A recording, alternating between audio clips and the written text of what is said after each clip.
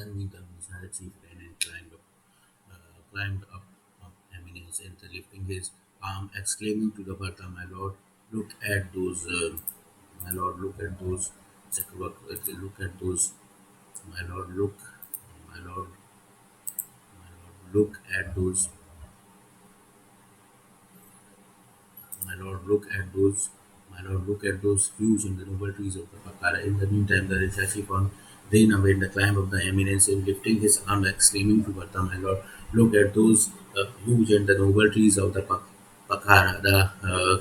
The citron leaves Indian fig tree, Jammu, the black plum, mango, and the tamla, in the midst of which stands out a beautiful and stately banyan, which is so charming to behold with its dark and the dense foliage, red fruits, and unbroken shade, which is pleasant throughout the year, as if God has brought together all that was exquisitely beautiful and given in the shape of the dark and the rosy mass.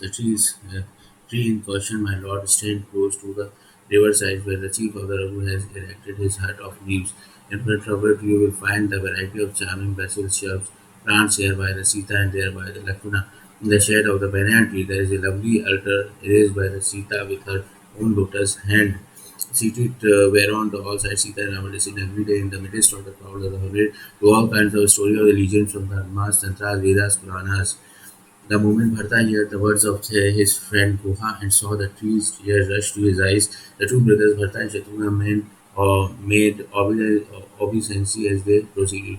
Even Sharada, goddess of speech, felt diffidence in the describing their love to Sri Rama. They were as delighted to behold Sri Rama's footprint as a pauper who had stumbled on the philosopher's stone. Placing the dust on their head and heart, they applied it to their eyes and experienced the same degree of joy as they would have seen the chief of Raghu himself. Perceiving Bharta's condition, which was altogether beyond description, beasts and birds of the even inanimated creatures such as trees, etc., were overwhelmed with the emotion.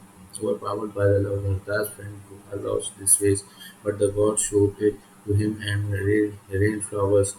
God realized the saint as well as striving souls was filling with love at his very sides and began to praise his natural affection.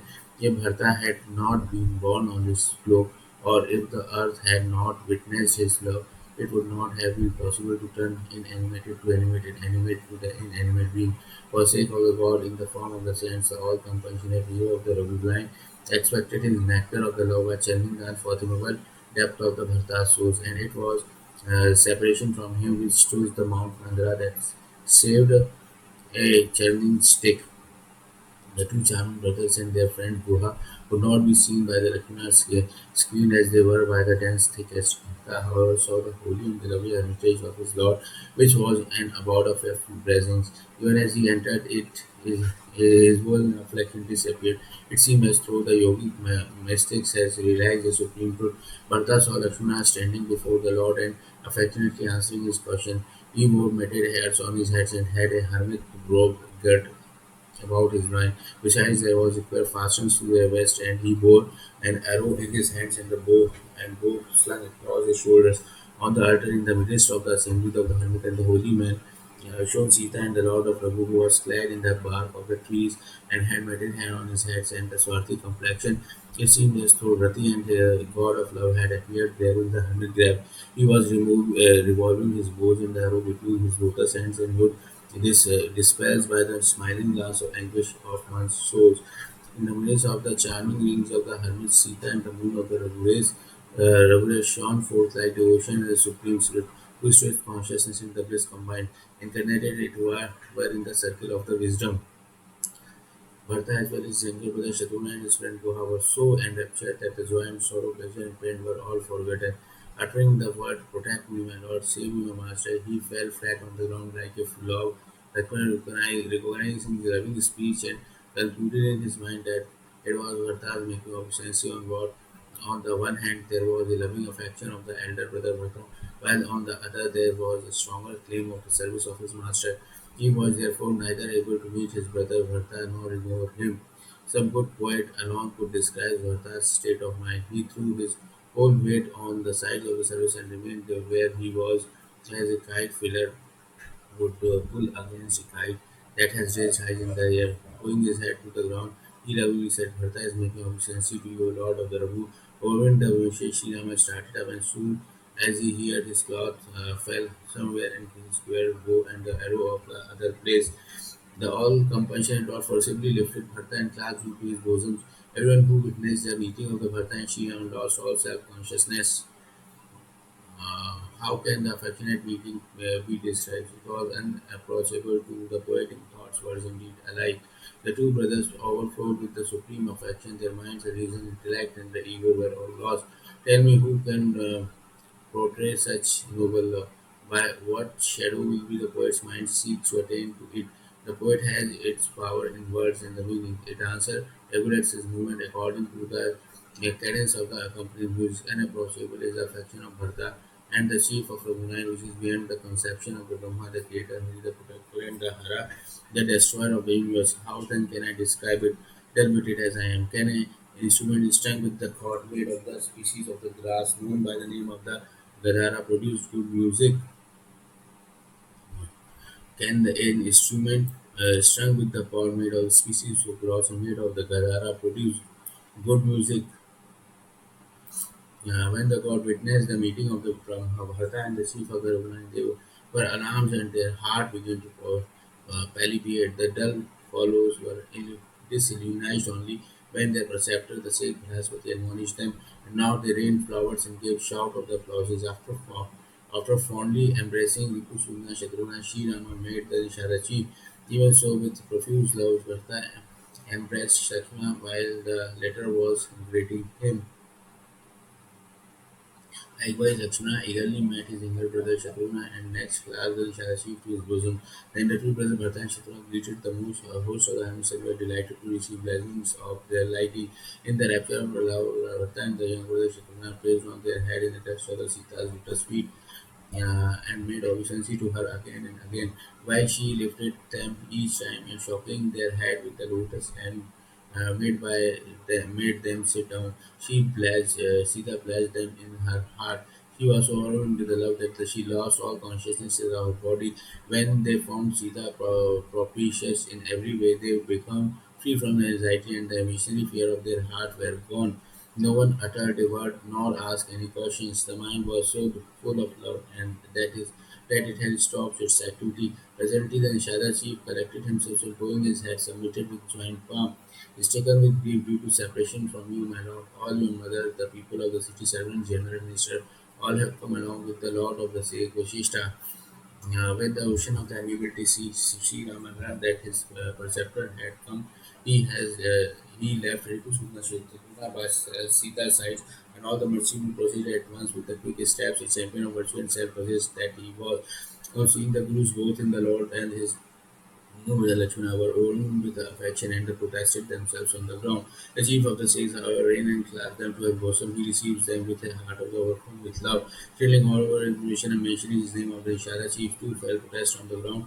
At the respectable distance, the Sikhs, however, forcibly embraced him as a friend of the Sri Rama. It seemed as though he had lifted up the love in person on the ground, devotion to the Lord of Guru in the foot.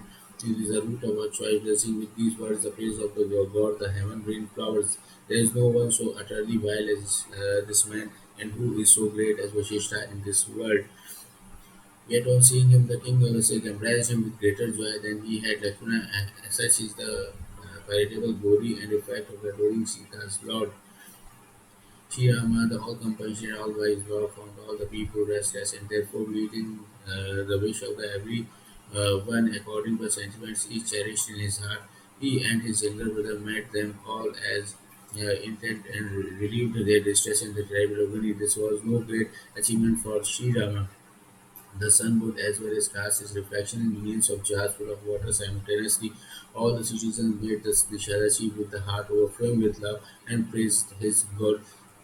For Sri Rama found all his mothers as stricken with grief as a row of the tender creepers that has been smitten in forest. First of all, he made Kaikeyi and the soften her mind by his ruthless disposition and devotion. He fell at her feet and then soothed her, attributing the blame of the wheel of the time, destiny, and the providence. The chief of the ruin therefore met all his mothers and consoled them by exhorting them in the following words: Mother, the world is controlled by the will of the gods. No one could therefore be blamed. The two brothers then adored the feet of their preceptor's wife Arundhati, as well as all Brahmins ladies who had accompanied her, paying them all the same honor as is due to the holy Ganga and the goddess Gauri Shiva consorts, while the ladies gladly blessed them in soft accent. After clasping Sumatra's feet, they sought her lap as a abject robber with huge treasures. Both the brothers now fell at the feet of the mother Kaushalya, all their limbs overwrought by love. The mother most fondly clasped them in her bosom and bathed them in with the tears of the affection. How can any poet describe the joy and grief of occasion and more than the dump and the taste of what he has eaten? After meeting their mothers, the Lord of Prabhu and his younger brother Lakshmana requested their guru to accompany them, and on receiving the Sikhs' commands, the citizens encamped themselves where they saw the suitable sites in the water close by, taking with them the few chosen people, the Brahmins, the ministers, the queen mothers, and the preceptor, Bharata, Lakshmana, and the Lord of Prabhu proceeded to the holy hermitage. Sita came and threw himself in the feet of Roshia, chief of the Sikhs, and received suitable blessings associated by her mind. The affectionate manner in which she met the Guru's wife Arundhati and the wives of the other hermits was beyond description. Adoring the feet of all one by one, she receives blessings dear to her heart. When Sita saw all her mothers in loss and tender, Sita closed her eyes and she shrank. They appeared to her like so many female swans fallen into the hands of some followers. What has a mischievous providence done? She said to herself. They too were so distressed when they gazed on Sita. We must bear all the fate imposed on us. They thought Janka's daughter then looked courage in her heart, and with her dark lotus eyes filled tears, she approached and embraced all her mother-in-law. Earth was enveloped in the pathos of the moment. Throwing herself in the feet of all, severally Sita greeted them with utmost love. Overwhelmed with emotions, they blessed her in her heart. May you continue to enjoy its happy wifehood. Finding Sita and all the queen mothers shaken with the emotion of the wise Guru, bade them all sit down, declaring the nature of the world to be illusory. The Lord of the Saints gave them some discourse on spiritual matters. He then announced the king's departure to the heaven, and the Lord of Raghu was deeply pained to hear it, thinking the king had died on account of love for him. The firmness of the firm was much agitated. Hearing this unpalatable news, which was cruel as a thunderbolt, Lakshmana, Sita, and all the queens broke into the lamentations. Nay, the whole assembly was so distressed and grief as through the king has died that very day. The chief of state then comforted Shri Rama, who will all those presented their bath in the sacred streams. The Lord fastens that day, abstaining even from the water, and even though persuaded by the saints, none else took a drop of the water either. At the daybreak, the Lord went and devoutly did all that the Sikhs bade the delighter of the Raghu do. Having performed further obsequies as prescribed in the Vedas, the Lord who was the sun, as it were, to the darkness of the sin become pure again. The Lord whose name itself is a fire to the cauldron of the sins, and whose very thought is the root of all choice, blessing, attaining purity, even as a heavenly stream is consecrated by the invoking into the other sacred waters. Such is the verdict of the holy man. In 2 days elapsed after the purification, Shri Ram affectionately said to the Guru, My Lord, all the people are so distressed, living as they do on the bulb, roots, and fruits in the water and on. When I behold Bharata and his younger brother Shatrugna, the ministers, and all my mothers, every minute passes seems an age to me. Therefore, pray return to the city with all. Uh, for you are here, and the king my father is in heaven. There is no one to look after the city. I have said too much, and all this amount of to gross presumptions on my part. Now, my lord, do what is proper. It is no wonder, Rama, and you should speak like in a bulwark of the rightness and home of the compassion that you are. But grieved as the people are, let them derive solace by enjoying your sight for a couple of days. At the word of the Shriram, the assembly trembled with the fears like a ship tossed on the ocean. When, however, they heard the specious words of the Guru, it seemed as though the wind has turned in his favor.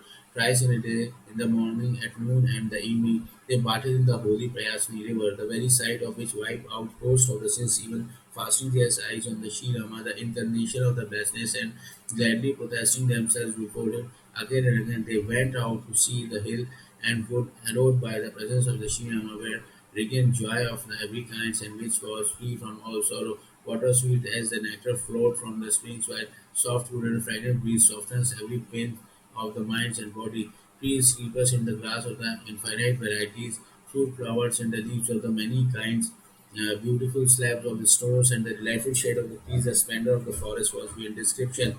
Lotuses adorned the lakes, water flows cooled, and the bees hummed, while birds and the beasts of the various colors roamed about the forest free from the animosity. The koalas, cheetahs, beetles, and other dwellers of the forest prepared lovely gold of the leaves and the filling them with honey purified and the delicious as nectar, presented them with a small bundle of the bulbs, roots, fruits, and sprouts to all the newcomers. With humble submissions and the salutations severally mentioned the fast taste species virtue and the name of the each. The people offered a liberal price, but the foresters would not accept it and return it, adjuring them by the Sri Rama's love to take it back. Overwhelmed the vision, they submitted the gentle tone. The good people respects to love once they have come to recognize it.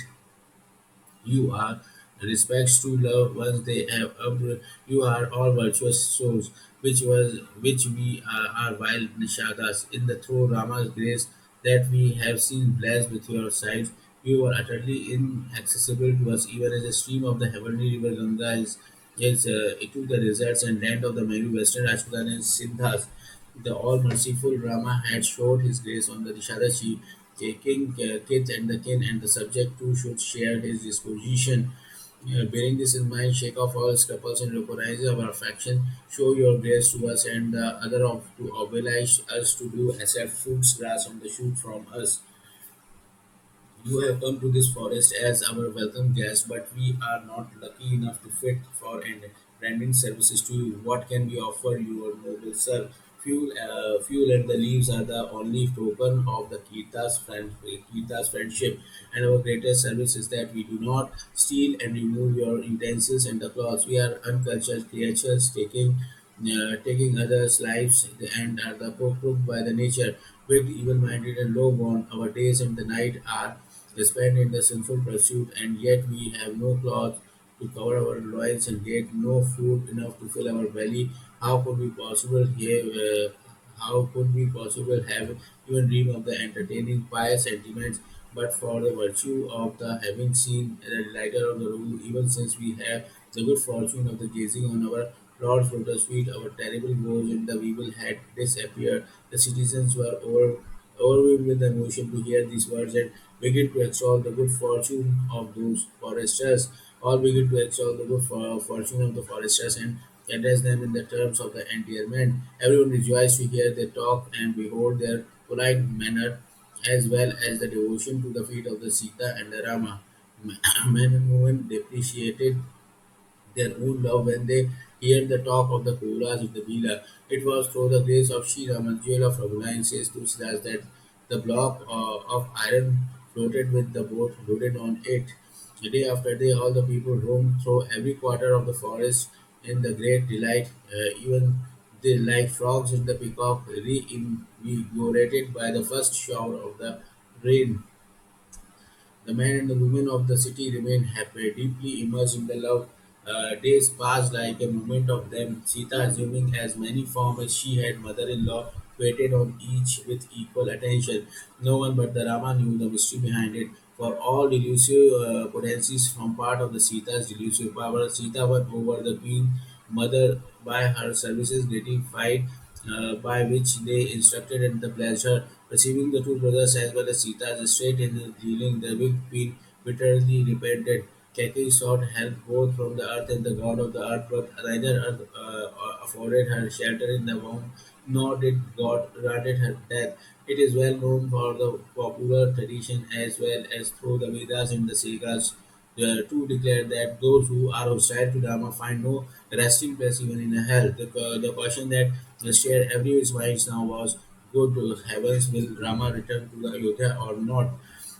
Bharata had no sleep by night, no appetite by the day, perturbed as he was by pious anxiety, even as a fish sunk in the shallow meshes, worried by the porosity of the water. Distinguished as my mother, it was fate that what this mischief, even as a crop of the paddy ripening for the harvest, may be visited by the some pace. How can a Shriyama's coronation be accomplished? I can hit upon no device to secure this. He would certainly return in obedience to the Guru's commands, but the saints will ask Sri Rama to return only and he knew that the letter will like it. A lot of people would return even at the wedding on his mother's, but will Sri Rama's mother's ever insist of it? As for myself, I'm only this his vessel, and as such count of nothing. On top of it, I have fallen on the evil days, and the providence is against me. If I assert my own will, I would be a grievous sin. For the duty of the servant is the more odorous than the lifting of the Mount Kailasha Shiva's on about. Narada could not decide upon anyone's device, and he spends the whole night in his speculations. At daybreak, he bathed, bowed his head to the Lord, and was going to sit down beside him when he was sent for the sage Vashishta. Going at the preceptor's lotus feet and receiving his permissions, Bharata sat down and presently the Brahma, the elite of the city, the ministers and all other councillors came and assembled there. The chief of the Sikh Vashisha spoke in very appropriate to the occasion. Listen, O councillors, and you, wise Bharata, the son of the solar race, King Rama is the champion of brightness and the Almighty Lord, depended on none but himself. Sri Rama is the true of his words and maintained the standards of morality set up by the Vedas. In his advent of the source of blessings of the world, obedience to the command of his preceptor and parents, he crushed the armies of the wicked and in the friends of the good property of the behavior love, the highest object of the life and worldly interest. No one knows these aright as the Rama does. Bharata the creator, Hari the preserver, and the Hara the destroyers of the universe, the moon god, the sun god, and the guardian of the various quarters, Maya the revealing potency of the god, Jiva the individual soul, the various forms of the karma, the residuals of the action and the time split, Sesha, the lord of serpents, the ruler of the earth, and the whatever other powers there were, and even so the accomplishment of the yoga extolled in the Vedas and other scriptures, ponder in your heart and consider well. Sri Rama's command exercise their authority over all. If we carry out Sri Rama's orders and respect his wishes, it will be well for us all. Ponder this, O wise men, and do that which your anonymously resolves upon. Shri Rama's coronation will be delightful to all. That is the only course which is conducted to the good luck and the joy. In what way can the Lord of the Raghuvi prevail upon the return of the Ayodhya? Ponder this and tell me, so that we may adopt the same device. Everyone listens with reference to the sage speech, such as it was for prudence and the spiritual wisdom and the severity from the worldly point of view as well. But no answer was forthcoming. The people were dumbfounded. The Bharatas bowed his head and his joining and with joined palm begin as for the solar race has produced many a king, each one far greater than the rest. For the birth of all the fathers and mothers are responsible, whereas it is God who dispenses the good or evil fruits of their action. On benediction as well as the word knows wipe out sorrow and offers confers or blessing. As for myself, my Lord, you thwarted the course of the providence. No one can alter what you have resolved upon. And yet you ask advice of me at this juncture. All this is my misfortune. The Guru's heart overflowed with love when he heard these affectionate words. What you have said is no doubt true, my child, but it is all due to the Sri Rama's grace. He who is hostile to Rama can never dream of the success. I hesitate to tell you one thing: the wise forego one half when they find the whole is peril. You two, brothers Shatrugna and yourselves, retire to the woods while Lakshmana, Sita, and the Lord of Raghu may be sent back. The two brothers Bharata and Shatrugna rejoiced to hear these agreeable words. Their whole frame was filled with excess of love. They were pleased to please at heart, and the glow irradiated their body. And through the Singh Dashatha, he came to the life again. The Rama had been crowned king. The people thought they would gain much, while the loss would be comparatively small. The twin mothers, however, all wept because their joy and sorrow matched each other. By obeying the Guru's commands, Bharata observes one would attain the fruit of gratifying all the creatures of the world. I will stay all my life in the forest. I conceive no great happiness than this. Rama and the Sita have access of a hall while you are the omniscient and the wise. If it was you say is true, then implement your words, my lord. Hearing Bharta's words and seeing his love, the sages as well as the whole assembly were transported out of themselves. Bharta's transcendent glory assembles the ocean, and the sages will stood on its bridge like the helpless women who long to cross it and the sought many device but was unable to find a boat, ship of raft who as then can glorify Bharta. Can the ocean or be contained in the shell of the small pool? The sage was pleased with the Bharta in the heart with the whole assembly. Therefore he came to the Shri Rama, the Lord's made obeisance and offered him a seat of the honor. And receiving the sage's permission, all sat down. The great sage then spoke. It is a well considered place appropriate to the time, place, and the circumstances. Listen, Rama, you are omniscient and the wise and restores of the piety, prudence, virtue, and the knowledge. You dwell in the heart of all and know our good and the evil intention. Tell us, therefore, the way in which the citizens, your mothers, and the Bhadra too may be benefited. The afflicted never speaks with the forethought. A gambler sees his own game. On hearing the six words, the Lord of the Road replied, my lord, the remedy lies in your own hands. Everyone will be benefited by meeting your wishes, carrying out your behest, and gladly acclaiming them. In the first place, wherever or whatever orders and instructions are given to me, I will reverently carry them out. Then, my lord, whoever receives any orders from you will fully devote himself to your service, said the sage. What you have said, Rama, is true, but Bharta's love has robbed me of my wits. That is why I say again and again, my judgment has been enthralled by Bharta's devotion to my mind. Shiva, to be my witness, whatever you do with due deferences to the Bharta's wishes will be all for the good. Listen with attention to the Bharta's humble submission and think over it. Again, shifting the worldly point of view and the conclusion of the holy man as well as the rules of the political ethics and the Vedas do what they enjoin upon you. Shri Rama was particularly delighted at heart to see the Guru's affection for Bharta, knowing Bharta to be champion of the virtue and his servants in thoughts, words, and deeds. He spoke words that were sweet, soft, and the delightful, and the harmonized with the Guru's commands. My Lord, I swear by you as well as by the feet of my father that the whole world there has been no brother like Bharta. Those who are devoted to the loud speed of their preceptor are highly blessed from the point of view of the word as well as of the Vedas. And who can extol Bharta's good fortune for whom you cherish such love?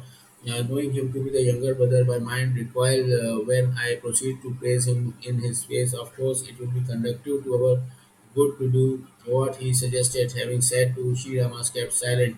The sage now said to Bharta, shaking off all scruples, by dear child, tell your dear brother who is an ocean of kindness what is there in your heart. When Bharta heard the sage's words and came to know what was Sri Rama's mind, he was satisfied that both the preceptor and master was exceedingly propitious to him. At the same time, he realized that the entire responsibility had been thrown on his own shoulder. He was therefore unable to speak words and become thoughtful. With his body thrilling all over, he stood in the assembly and tears of the love rushed forth from his lotus eyes.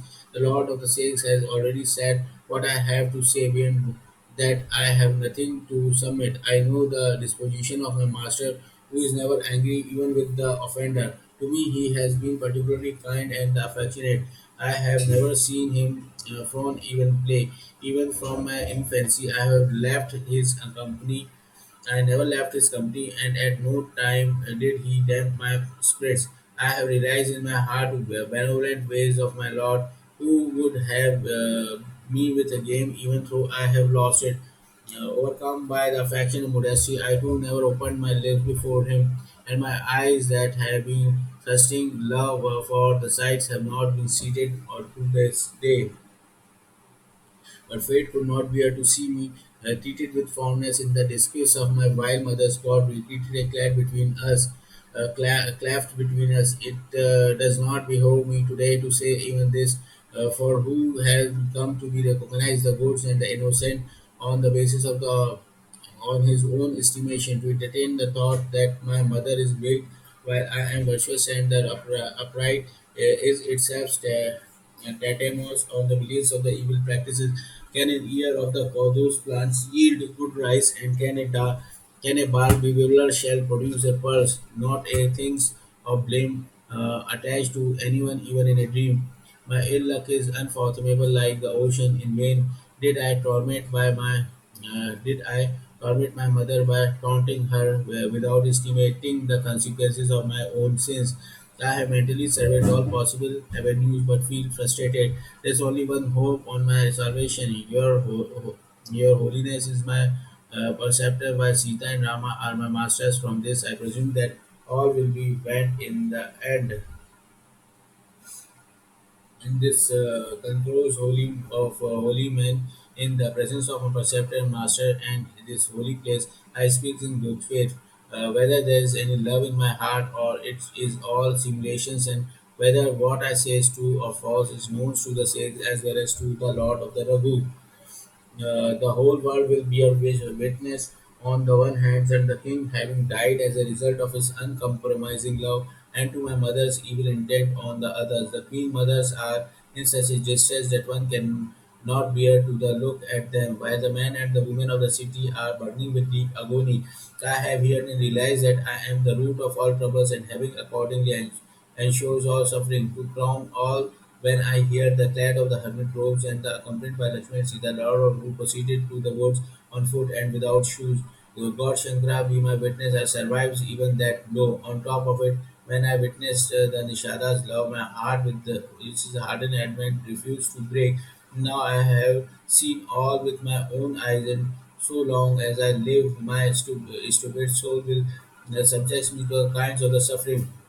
What shall I say to the Rama, Lakshmana, and Sita, at whose sights even snakes and scorpions on the road divested themselves their virulent poison and the irresistible anger, on whose else then the should providence inflicted severe pain, if not on the son of the Kaki, who looked upon these very Rama, Lakshmana, and Sita and as her enemies. On hearing the excellent and the most impassionate speech of the Bharata, which was full of agony and the love, humility and the prudence, everybody was plucked in the sorrow, and the assembly became sad, as if the bed of the lotuses were smitten by the forest. The enlightened sage comforted Bharata by narrating old legends of the various kinds, and the writer of Raghu, who was the veritable moon of the lily-like solar spoke words which were meet and the proper. You feel humiliated in the spirit for nothing, dear brother. Know that the destiny of the soul lies in the hands of the God. To my mind, man of the holy reputation in all the three spheres of creation and the belonging to the past, present, and future are Pajamis before you. My darling, he who attributes malevolence to you, even in his heart, will be ruined in this world as well as in the next. As for Mother Keke, they alone blamed her, who have waited neither on the Gurus nor in the assembly of the holy men. With the very invocation of your name, all sins and errors, all the hosts of the evils will be obliterated. Nay, it will bring it in the train fair renown in this world and the happiness hereafter. With Lord of the Shiva as well as witness, I speak the truth in good faith. Bharta, the earth is being sustained by you. Pray do not indulge in the wrong hypothesis about yourself for nothing. My darling, haters and the love cannot be distinguished, even if one tries to conceal them. The birds and the bees draw close to the hermit while they lead away at the very sight of the hunter who tormented them. Even beasts and the birds can distinguish between the friends and the foe. For say nothing of the human body, which is the storehouse of the virtues and the knowledge. I know you full well, dear brothers, but what am I to do? There is great perplexity in my mind. The king, our father, you know, kept his word and abandoned me. Yeah, he gave up the life in order to keep his vow of the love. I feel perturbed in the mind if I proceed to the violate his words, and my scruple of your account is even greater. On top of it, my preceptor has given his command to me. In any case, I am prepared to do precisely what you suggest. With a cheerful heart and shaking off all my scruples, tell me what to do, and I will accomplish it this very day. The assembly rejoiced to hear these words of the Sri Rama, the chief of the line, who was ever true to his words. Indra, the king of the Persian, and the host of the other gods trembled with fears and felt perturbed at the thought that their whole schemes was going to the miscarry. They were completed at the loss what to do. At last, they mentally approached Sri Rama for protection. Again, they deliberated with one another and said that the Lord of the Ragu was under the spell of devotion of his devotee. Remembering the story, Remembering the story of Ambrosio and Drovasha, the god as well as the Lord Indra become utterly despondent. In the past too, the god suffered for the long time till and it was Prahlada who revealed Lord then Narsimha. Beating their head, they worship whispers into one another ears. The god's interest now lies in the Bharta's hands. We see no other remedy or goods gods. Our only hopes is that the Sri Ramas acknowledge the service renders to his noble servants. Do you all therefore invoke with the lovely heart Bharta who has won over Sri Ramas by his goodness and the amiability? And the preceptor of the god said Brahaspati here the good intentions he says God. Your luck is great. Devotion to the Bharta's feet is the root of all choice blessing in this world. The service of the devotee of the Sita's Lord is as good as 100 cows of the plenty that is fulfill all our desires. Now then, the devotion of the Bharta has appeared to your mind. Worry no more, for God has accomplished your subjects. See Bharta's greatness, O King, of God, the Lord of the Ravi is completely under his sway as a matter of the course, showing Bharta to be the Sri Rama's shadow. Make your mind easy, O God.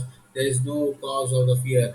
The Lord who has assessed all the heart felt uncomfortable when he came to know the conferences between the gods and their preceptor, the Sikh Brahaspati, and the anxiety of the former Bharta now felt in his heart that the whole responsibility rested on his shoulder.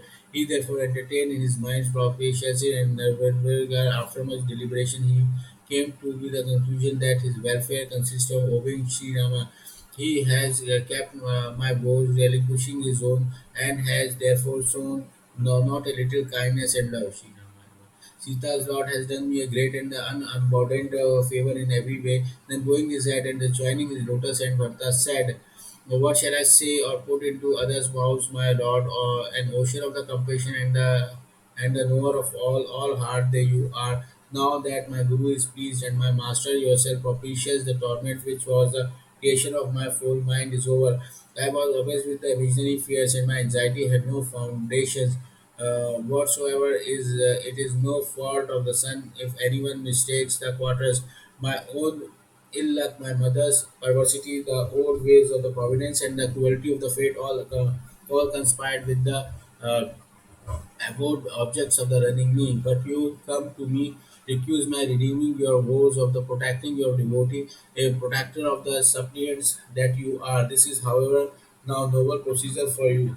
It is well known to the world as well as the Vedas, and in the open secret, it is whole world is hostile, and you alone are kindly disposed, my lord. Tell me, through whose goodness it not through yours can one good be accomplished. My lord, you are the same disposition as the tree of the paradise. It is neither for nor against anyone. Should anyone approach the trees of the paradise, recognizing it as such, its very shade relieves all anxiety, and everyone in this world obtain the desired object on the mere asking, be he a prince or the pauper, good or bad. Since I have found my gurus and my master yourself affectionate to me in every way, my unrest has gone, and I have no doubt left in my mind. Now, O mind of the compassion, take steps to see that you do not feel perturbed for the sake of your servant. A servant who seeks his own gain by placing his master in an embarrassing situation is a mean-minded fellow. A servant will gain only if he serves his master, renouncing all his personal comforts and the greed. If, my lord, you return to the Ayodhya, everyone will be gainer, and if we obey your orders, we shall gain in millions of ways. Obedience to your constitutes the highest gain, both materiality and the spirituality. Nay, it is the consummation of all meritorious acts and the ornaments of all good destinies. My lord, listen to the request of mine, and then do as you are deemed fit. I have brought with me duly arranged all the requisites of the coronation ceremony. Kindly have it brought into use, my lord. It is so pleased to you. Send me into the exile with my younger brother Shatrugna and let everybody feel secure under your protection. Or else send back both the younger brother Lakshmana and Shatrugna and let me accompany you, my lord. Or as a third alternative, we three brothers may remain in the forest while Sita and yourself may return to Ayodhya. Do that, O ocean of the mercy, which may please your heart. My lord, you have thrown the whole burden on me, my master, but I have no ethical insights nor any idea of the religion. I am actuated by the self-interest in whatever I say. A man is distressed, loses his sense, shame herself would be ashamed to look at. A servant who evades complete compliances with an order given by his master. Even though I am such a unfathomable ocean of faults, my master yourself, out of affection for me, praises me as a noble soul. Now, O merciful one, I will submit to that propitious which will spares my lord as awkward situation. Swearing by my lord's sweets, I tell you in good faith that this is the only way to ensure the happiness of the world. Each one of us will reverently carry out the orders that the Lord may be pleased to give, and careful heart with and without reserves, and all injustice and the imbroglio will end. The god rejoiced to hear Bharta's luminous speech and acclaiming him in the words well done as they rained down flowers. The people of Vidya felt much puzzled, while the ascetics and the foresters were greatly delighted. The Lord of Raghu, who was very considerate by nature, kept mum, and observing his silence, the whole assembly felt perturbed. That very moment, messengers from the king Janka's arrival, when the Sheikh Vashishta and heard of and he sent from them promptly. After making obeisance, they looked at Sri Rama and were much grieved to behold his attire, which resembles that of the hermit. The chief of the Sikhs, Vashishta, made inquiries from the messengers. Tell me it all is well with King Vidihar Jankas. The noble messengers felt abashed of heart. They bowed their head to the ground and replied with a joint palm, your loving inquiries itself, O Lord, has proved conductive to our good holy sir. Otherwise, our welfare, O Lord, passed away with the kings of the Kaushla, whose death has left the whole world, particularly Mithila and the Ayodhya masterless. On hearing the demise of the king Dasharatha, the lord of Ayodhya, the people of Janakpura were all made with grief. No one who saw King Vidihas at that time took his name Vidiha to have any truth behind it. When the king heard of the queen's Kakai's weakness, he was as nonplussed as a serpent without its gem. Prince Bharta crowned kings and the chief of the Raghushi Rama exiled into the woods. The news caused deep agony to the heart of the Mithila's lords. The king called together a council of the wise men and the minister and said, tell me after careful deliberation what ought to be done now. But realizing the condition, the Ayodhya and the difficult either case, nobody gave any definition, definite opinion whether he should go or stay at home. The king now collected himself and, after calm reflection, dispatched four claves swiped to the Ayodhya with the following instruction: ascertain whether Bharta mean well or ill, and come back at once without being recognized. The swipe the Swahis went to the Ayodhya and having ascertained Bharta's ways and his doing, they proceeded back to the Trikuta Mithila the moment the latter left for the Chitrakuta. The spices on their arrival gave an account of the Janka's court of the Bhartas doing as best as they could. The Gurus, the Sikhs, Sataranda, the member of the royal family, and the ministers and the king himself were all overpowered with grief and affection at the reports. Then, collecting himself and glorifying Bharta, the king summoned his chosen warriors and inquiries and posting guards at the palaces, cities, and Relims got ready a number of the horse, elephants, carrots, and the other conveyance. After ascertaining as auspicious of the 48 minutes, he started at once and did not halt on the way. Having bathed at Prayaga this very morning, he has already left the place, and when the whole party began to cross the Yamuna, they dispatched us ahead for obtaining news, holy sir. So saying, they bowed their head to the ground. The great Sheikh Vashishta dismissed the messenger at once, sending with them an escort of the 6 or 7 Kitras. The people of Ayodhya were all delighted to hear the Janka's arrival. Sri Rama, delighted of the rule, felt very uncomfortable, while Indra, the chief king of the Celestial, was particularly overwhelmed with anxiety. The Malevolence Kekai was wrestling with remorse. To whom should the speaks out her mind, and whom could she say blame? The people, on the one hand, rejoiced to think that their stay was ensured for some days more. In this way, that day too was spent. The next morning, everyone proceeded to bath, and after their ablutions, the man and the woman worshipped Lord Ganesha, Goddess Gauri, Shiva consort Bhagwan Shiva, the slayer of the devil Tripura, and the sun god, the dispeller of the darkness. Again they reverenced the feet of the Bhagwan Vishnu, the Lord of Lakshmi, and prayed the man raising their joint palm, the women holding out the skirts of their garment. With Shri Rama, our king, and the Sita, Janta's daughter, our queen, may our capital Ayodhya be gloriously re-peopled with the various communities and grow to be the very culmination of joy. And may Shri Rama's install Bharata as a crown prince, bathed in the nectar of his their bliss. Let everyone, O Lord, reap the reward of their existence in this world. May Shri Rama rule over the cities assisted by gurus, counselors, and the brothers, and may we die in the Ayodhya with Sri Rama as is still our king. This was what everyone asked in prayer. Hearing the affectionate words of the citizens, have even enlightened sage talks displeasingly the yoga ascetics and the discretion. Having thus performed their duty, daily devotions, the citizens made obeisance to Sri Rama with the thrill of joy. Men and with the dark, with the rank high, low, and the middling, were blessed with the sight according to their own conception. Sri Rama's discrepancy honors all, and everyone praised the storehouse of the compassion in the foreign words. From the very boyhood, it has been Sri Rama's meant to observe the ruler of the property, that he recognized the love one cherished towards him. With a lovely and a cheerful countenance, gracious look, and the glueless disposition, the Lord of Raghu is an ocean of amiability and the modesty. Thus, recounting the virtue of Sri Rama, they were all overwhelmed with the ocean, begin to exalt their good fortune. There was a few people in the world as many chairs as we found Sri Rama recognized as his own. All were abundant, absorbed in the love at their time. Presently, on hearing of the approach of the King Janka, the Lord of Mithila, Sri Rama, who was veritable sun in the lotus like solar rays, and the whole assembly rose in the hurry to receive him. Lord Arul led the way, accompanied by his younger brother, the minister Sumindra, the Guru Vashishta, and the citizens.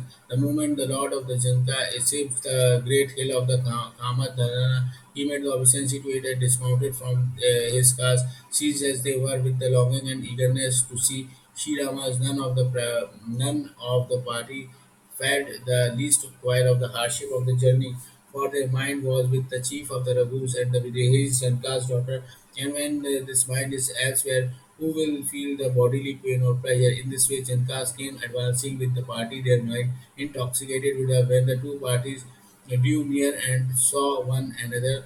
They were overwhelmed with love and began to exchange greeting with due respects. King Jankas proceeded to adore the feet of the hermits who hailed from the Ayodhya, while Sri Rama relative Raghu made obeisance to the sage who accomplished Sri Rama and his younger brother, then greeted the king, the father-in-law, and led him with the whole party to his hermitage. Sri Rama's heritage was an ocean as it was overflowing with the sacred water of the Whites, that the host that accompanies Rayaka was it were river of the Pathos, which is the Lord of Raghu, was now conductive to the ocean of his hermitage. The river flooded the bank of the wisdom and dissipation and was joined in its course by tributary streams and rivulets in the form of the sorrowful utterance. Sigh and the lamentation severally represent the waves in the mind that uprooted the stout trees of the fortitude standing on its bank. It had deep sorrow for its swift current, while fear and delusions constitutes its numberless eddies in the whirlpool. Boatsmen in the form of the lands waved with big boats in the form of their learning, but they were unable to row them because they had no idea of its depth. The Kolas and Kirtas just roamed about in the woods, where the poor wayfarer who had lost heart at the sight of the turbulent streams and stood aghast. When the stream joined the ocean of the hermitage, the latter too surged up as it were with the emotion. The two royal hosts were so excited with greed that they had no sense, fortitude, or shame left. Extolling King the Shratha's comeliness of the form, goodness, and the amiability, they all wept and were plugged into the ocean of the woe.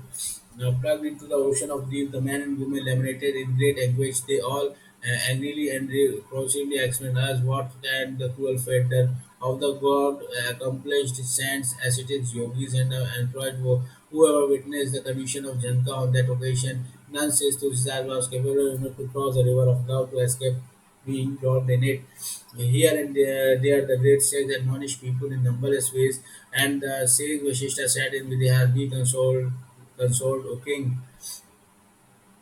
Can the darkness of infatuation attachment ever approach him, King Jankas, the son of those whose wisdom drive away the night of the metamorphosis, and the rays of the whose speech delights the lotus like says that he who was sprung in the grief showed the temper of the affection he bore for his daughter Sita and her Lord Shri Ramas. According to the Vedas, there are three types of embodied souls, human beings in this world: the sensual, the seekers, and the wise, who have attained perfection in the form of the God's realization. All of these, he alone is highly honored in the assembly of the holy men, whose heart is sweetened by the love of Sri Rama's wisdom. Without love for the Sri Rama is imperfect, like a vessel without the helmsman. The Sheikh Vashishta admonished King Videhas in many ways, and now all the people bathed at the ghat associated with the name of Sri Rama, who generally bathed and said his prayers there.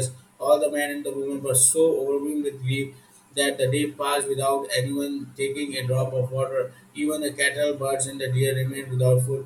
To say nothing of the Sri Ramas near and the dear ones. At daybreak, both King Janka, the lord of Nimis, and the Sri Rama, the lord of Raghus, bathed with all their rituals and sat under the banyan tree, sat at the heart and the wasted his body.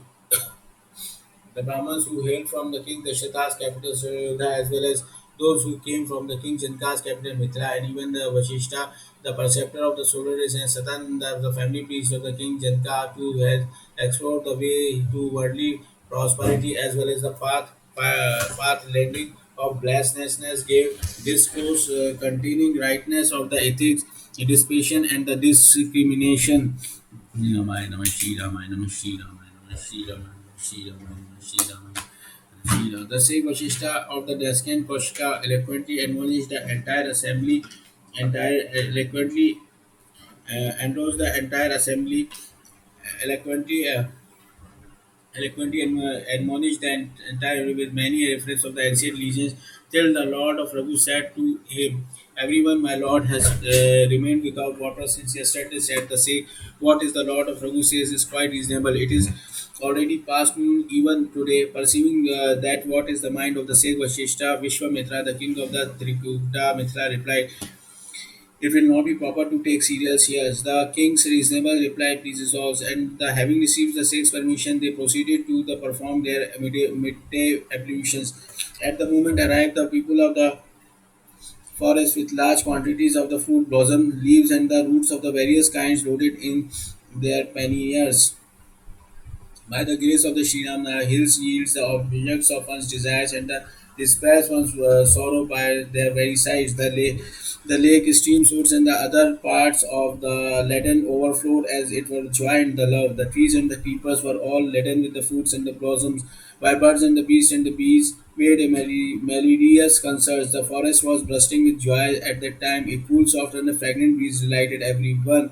The loveliness of the forest was past off or telling. It seemed as if the earth herself was showing her hospitality of the King Janka. In the meantime, all the citizens finished their ablutions and receiving the permission of Sri Rama, King Jankas, and the Sir Vashishta, they filled with the love as they were selected suitable trees for them for their encampment, while leaves, fruits, and the bulbs of the every description, pure, lovely, and the delicious as ambrosia, were sent to all is basket full with due courtesy by Vashishta, Sri Rama's preceptors, and having worshipped the mains, the gods, the wisdom, visitors, and the Guru, they began to partake of his holy repast.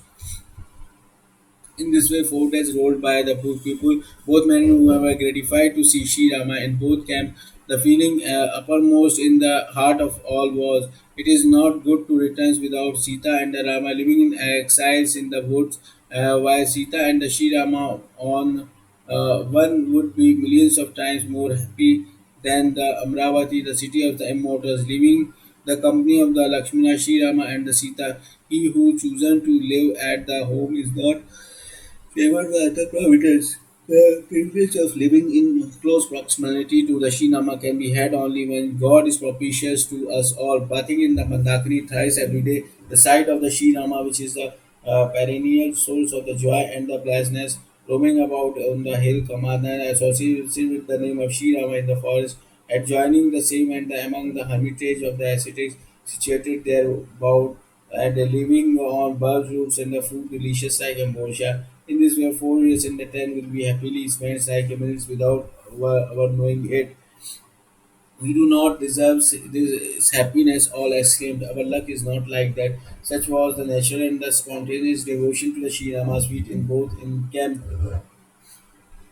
In this way, all indulged in his own fancy. Their affectionate words were so charming to hear. In the meantime, Sita's mother, Queen Sunaina, dispatched her handmaids to King Dasharatha's queen, and perceiving that it was a convenient hour, they returned with their informations.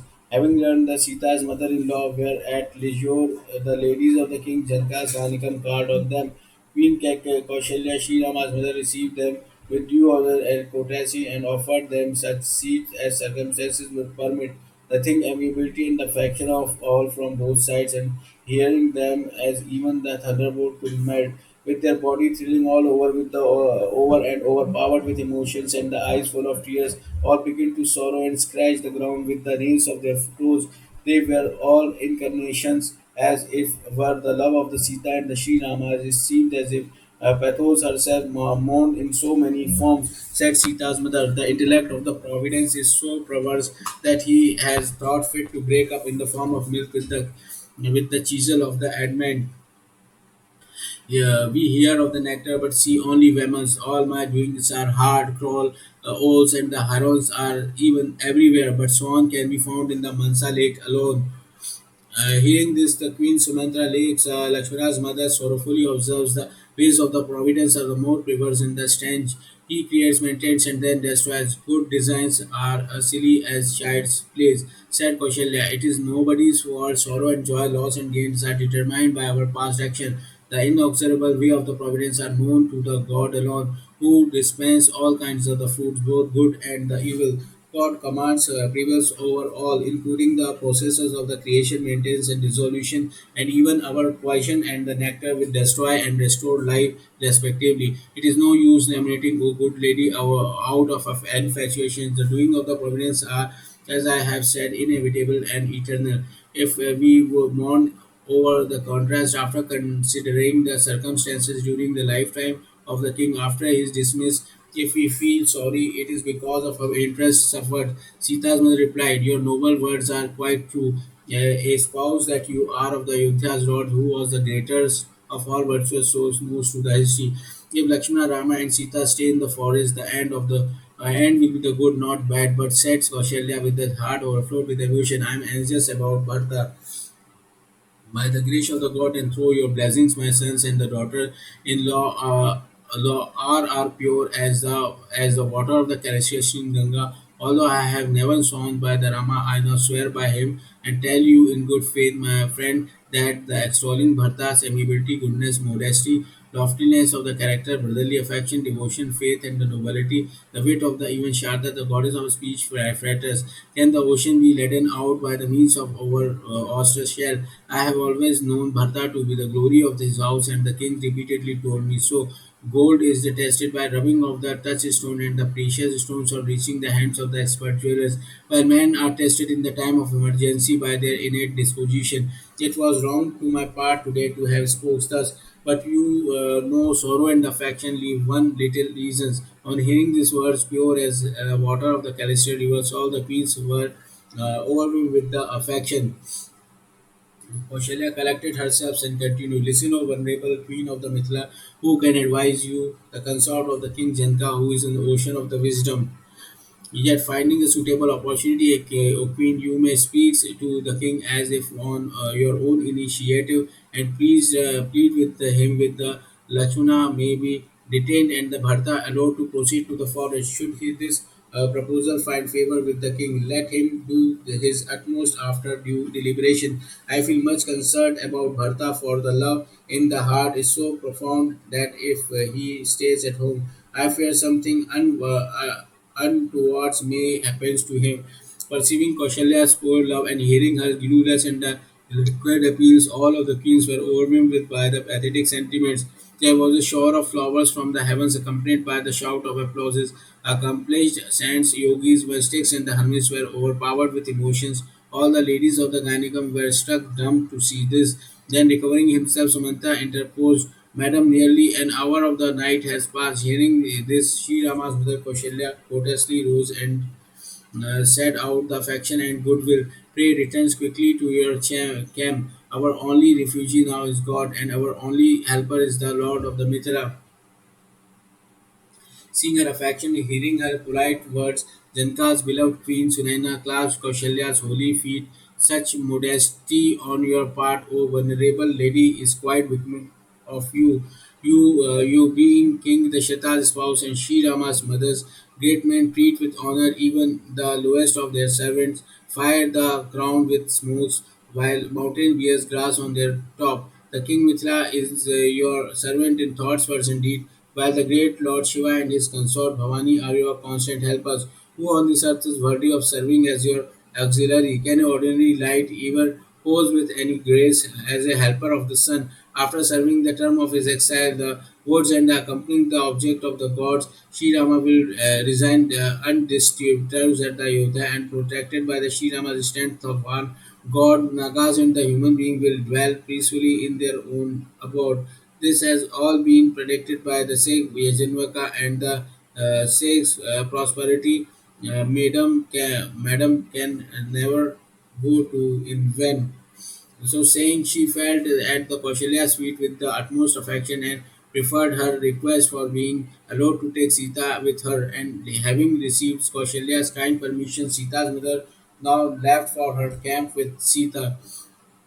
Vidya's daughter greeted her dear kinsfolks in the same manner as was befitting in each case. When they saw Janka's daughter in the robe of an ascetic, everybody was stricken with deep sorrow. Receiving the permission of Sri Rama's preceptor, Vashishta's King Janka's too left for his camps and arrival found Sita's there. The king clasped Janki to his bosom. Janki, who was an honored guest of his unalloyed lord and life in his heart, welled up an ocean of love, and the king's heart now appeared like a holy Prayaga. The immortal's banyan tree, in the shape of the affection for Sita, was seen growing with the divine wave of the love for the Sri Ramas adoring its tops.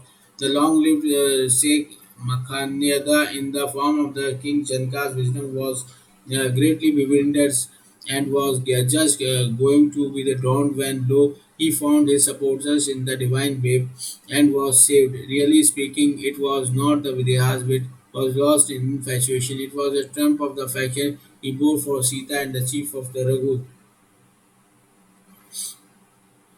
Overcome by the affection of her parents, Sita was too deeply moved to the control herself, but realizing the awkward moment and her noble duty, urged daughter recovered herself.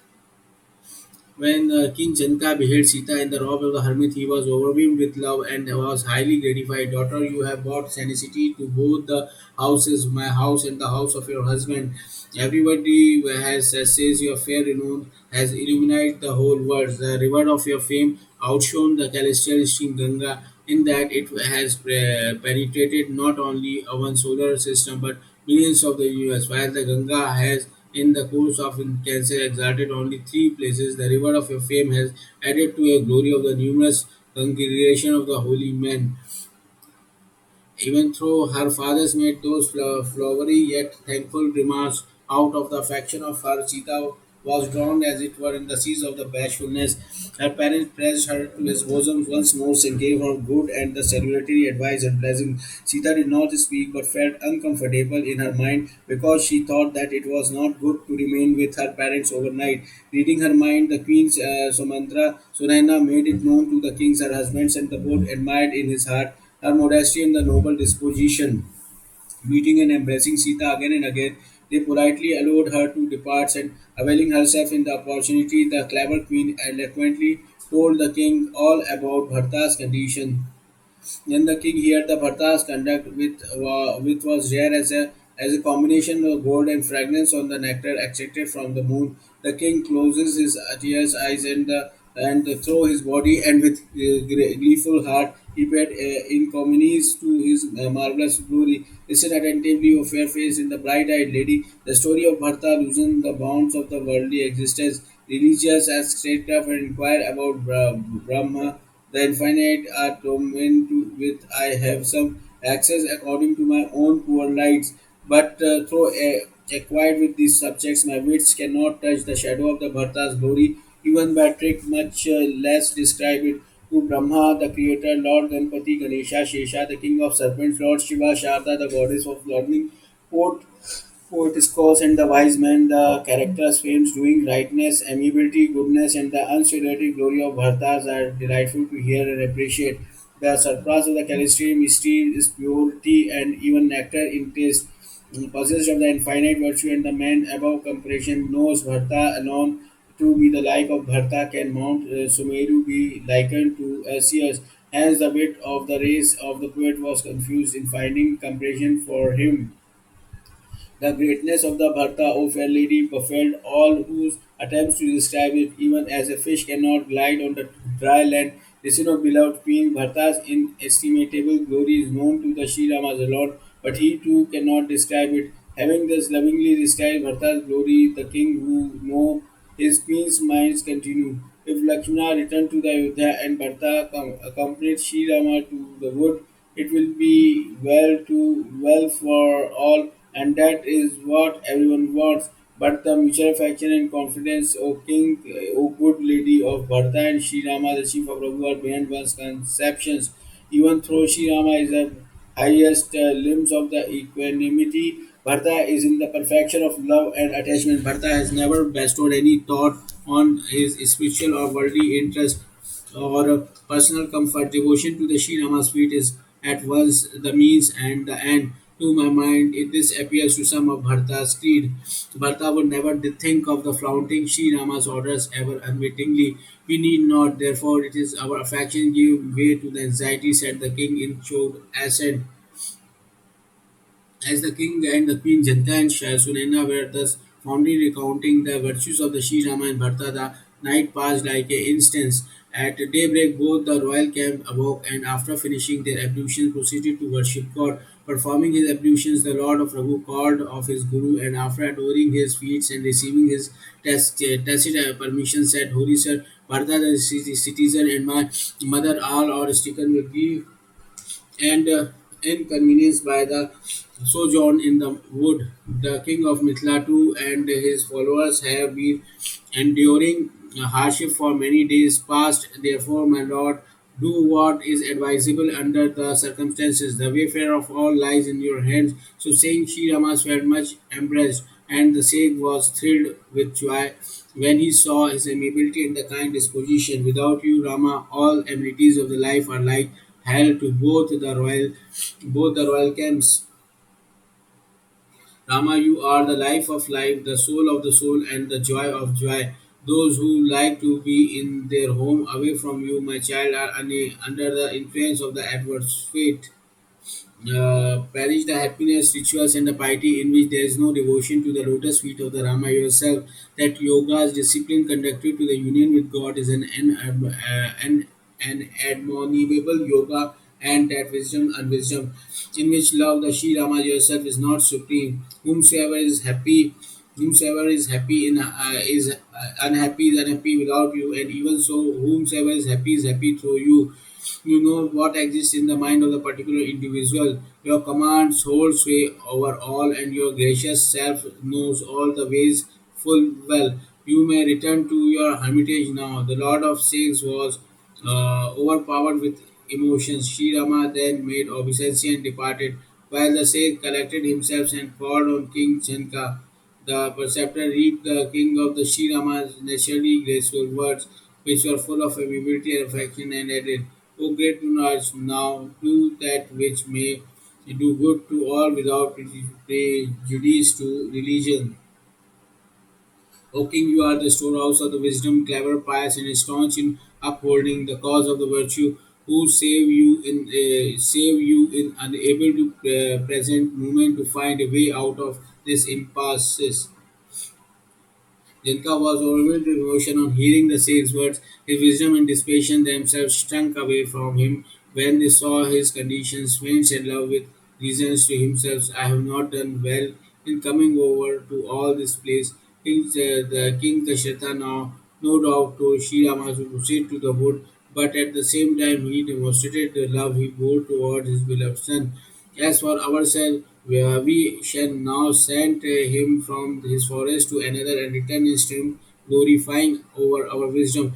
Seeing and hearing all this, the ascetics, hermits, and the Brahmas were overwhelmed with emotion. Realizing the situation, the king took heart and proceeded with his followers to see Bharata, while the latter came ahead to receive him and gave him the best seat available in the circumstances. Dear Bharata, said the king of Trigur, you know the disposition of Sri Rama, the hero of our life. Sri Rama stood to his vows and devoted to his dharma. He respected the feelings of affection of all on accounts of the consideration of the others' conveniences. Rama feel these concerns. Now give me your final word so that the same may be communicated to him. When Bharata heard these words, a thrill ran through his body and eyes filled with the tears, imposing a great restraint upon himself. He said, My lord, you are dear and the worthy of the respect to me as my own father, as a regards of my family preceptor, the same Vashishta. My own parents are not so benevolent to me as he. Here is the assembly of sages like Kaushika Vishwamitra as well as the minister, and today you too, an ocean of wisdom, are present in our midst. Know me to be the a mere child and an obedient servant, and instruct me accordingly, my master. To think that you should seek my advice in this assembly of the wise men and at this holy place. Yet, if I kept mum, I shall be considered black at heart. That if I speak on this occasion, I will be sheer madness on my part. Nevertheless, I have the impudence to say some thing. Therefore, pray, forgive me, fathers, knowing that providence is against me. It is fully recognized in the Tantras, Vedas, and Puranas, and all the words knows that the duty of the servant is hard indeed. The duty of the master is incompatible with selfishness, and the blind, and love is not discreet. Therefore, knowing me to be the dependents and with the due differences to the Sri Rama's wishes and consistent with the Dharma and Sacred vows, pray do that which all approve and good for all, recognizing the affection everyone bears for him. On hearing Bharta's words and observing his dispositions, King Janka and his followers applauded him, easily intangible yet incomprehensible, soft and sweet yet hard, pregnant with the vast meaning through to concise his mysterious which was befitting as a reflection of one's face seen in the mirror, which cannot be grasped even through the mirror be held in one's own hand. King Janka's Bharta, the Sheikh Vashishta, and the whole assembly called on the Shiva who relights the gods even as the moon brings joy to the lilies. On hearing this news, all the people were overwhelmed with anxiety, even as fish on coming in contact with the water of the first shower of the moon. The god first observes the condition of the family preceptor, the Sheikh Vishishta, and next watched the great affection of the king Videha. And then they beheld Bharta as the very incarnation of the devotion of the Sri Rama. Seeing all this, the selfish god felt unnerved and the lost heart when they saw everyone full of love for the Sri Rama. The gods were immensely perturbed. Sri Rama is full of love and the consideration for others' feelings. Indra, the lord of the Celestial Despondent, he said, therefore, combine to contrive some underhand plot, all of us, you, or else we are doomed. The gods invoked goddess Sharda and praised her. They said, O goddess, we celestial have sought refuge in you. Pray protect us. Change Bharta's mind by exerting your Maya, deluding potency, and preserve the heavenly rays from the ruin by taking them under the cool shadow of some deceptive tricks. When the wise goodness hears the God's prayers, she understood that the selfishness had robbed them of their sense and accordingly replied, turning towards Indra in particular, you ask me to alter Bharta's mind. It is the piety you cannot see Mount Meru, even though you possessed a thousand eyes, the Maya deluding potency, even as Brahma the creator, the Hari the preserver, and the Hara the destroyer of the universe, and exceedingly powerful as it is, cannot even face Bharta's reasons, and yet you ask me to pervert it. What can the moonlight steal away the sun? Bharta's heart is the abode of the Sita and the Sri Rama. Can darkness enter where the sun shines? So saying, Goddess Sharda returned to the Bharta's heaven, leaving the goddess as distress as chakravaka birds at night. The gods who were selfish by nature and malicious as heart laid an ill-conceived plots and weaving a plot net of deceptive artifices set up a wave of the fear, confusion, envy, and the vexations among the people of the Ayodhya. Having started the having the started the uh, having it having the started a lot of the celestial throw with herself, then the success and failure of his plan lay with the Bharta's hands. Now reverting the Chitrakuta king, Janka went to the Lord of the glory of the solar rays, receives them all with honor. The priest of the Raghu line then spoke words which were appropriate to the occasion, as well as the assembly in which he spoke and consistent with rightness. He reproduced the conversation and had taken place between King Janka and the Bharta, and also reaped the charming speech of the Bharta. Dear Rama, he said, whatever order you give all should obey. This is my proposal. Hearing this, the Lord of Raghu, with joined palm and the gentle accent, spoke words which were true and glueless. In the presence of yourselves and the Lord of Mithila, it will be altogether unseemly on my part to say anything. Whatever order may be given by you and by the king of Mithila, everyone, I swear by yourself, will positively go to it. On hearing Sri Rama's oath, the sage Vashishta and the king Janka, as well as the whole assembly, were embraced. All fixed their eyes on Bharta as no one could make any answer. When Bharta saw the assembly confused, Sri Rama's brother exercised great self-restraint and realizing the unfavorable situation, he controlled his emotion even as the Char-born Sikh Agastya had arrested the growth of the Vindhya range. The demon Hiranyaksha in the form of the grief had carried away the globe in the shape of the assembly which was the source of the entire creation in the form of the host of the virtue. When the gigantic boards of the Bharta discretions playful delivers the same in no time, Bharta bowed his head and joined his palms before all and thus prayed to the Sri Rama's king Janka, his preceptor, the Sikh Vashishta, and other holy men present there. With my Juline lips, I am going to make a harsh statement. Kindly forgive today the most unbecoming act of mine. He now invoked in his heart and charming goddess Sharda, who came from the Mansarva lake of his mind to his lotus-like mouth. Bharta's speech, which was full of pure wisdom, piety, and the prudence, resembled a lovely pageant in that it possessed the virtue of the shifting goodness from evil. Bharata saw with the eyes of his wisdom what the assembly was faint with the love. He therefore made obeisance to all, and invoking Sita and the Lord of Ravi spoke as follows. O Lord, you are my father, mother, friend, preceptor, master, the object of my adorations, my greatest benefactors, and my inner controller. Then you are the glueless and the kind pattern of the storehouse of the amiability, the protector of the suppliant, all knowing, clever, all powerful, the befriender of those who take refuge in you, apt to appreciate merit and derive away vice and sin. You are the only master like you, my Lord, while I am unique in disloyalty to my master, setting at naught in my folly the command of my Lord yourselves and my Father. I came here with multitudes of men and women. In this world there are good men and the vile, high and low, nectar and immortality on the one hand, and the women and the that on the others. That nowhere have I seen or heard anyone who dare violate Sri Rama's your orders even in thoughts. Yet that is what I say presumes to do only in thoughts, but even the words and the deed. And my Lord has taken these presumptions on my part as a token of affliction and act of service. By His grace and the goodness, my Lord has done me a good turns. My falling have become my adornments, and my fair and the bright renown has spread all on all sides.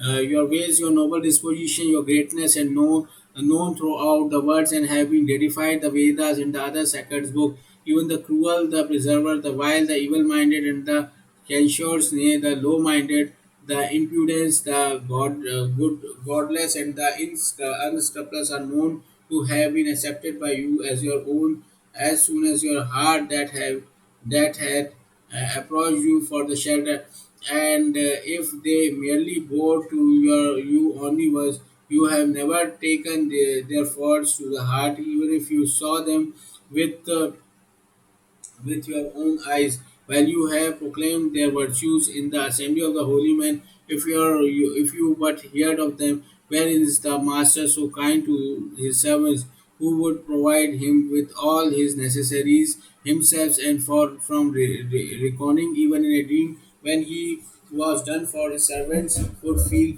troubled at heart over by embarrassment caused to him. He is my Lord yourself and no others. With uplifted arm I declare this an oath. A beast would dance and the parrot may attain proficiency in repeating what it is taught. But the proficiency of the birds in the rhythmic movement of the beat depends on the teacher and the dancing master. Shri Ramayana, Shri Ramayana, Shri Ramayana, Shri Ramayana. Shri Ramayana, Shri Ramayana, Shri Ramayana, Shri Ramayana. Thus by reforming your servants and treating them with honors, you have made them the least jewel of the holy man. In there, anyone serves in the All Merciful, you have rigidly maintained his high reputation, a kind of the generous master.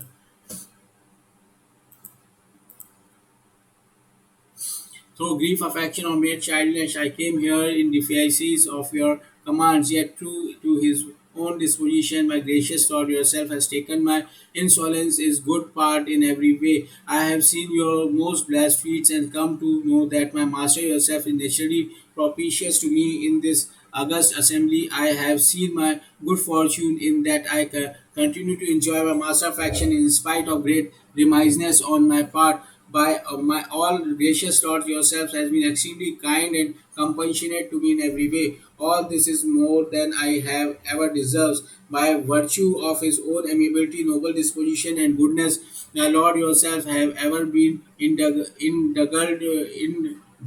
to me, giving up all consideration for the feeling of my master. And this assembly I have presumed too much by speaking politely or impolitely, even as if please me, but perceiving my great distress, I am sure my Lord will pardon me.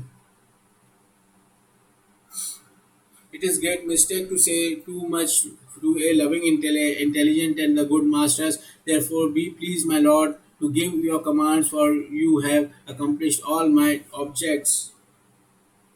Swearing by the dust of my lotus feet with in the glorious consummations, is truth, virtues, and the happiness. I proclaim the desire which I have cherished in my heart at all time, whether walking, dreaming, or fast asleep. It is to serve my master with ruthless and the spontaneous affection, forgetting my own interest and neglecting the forend of the human existence.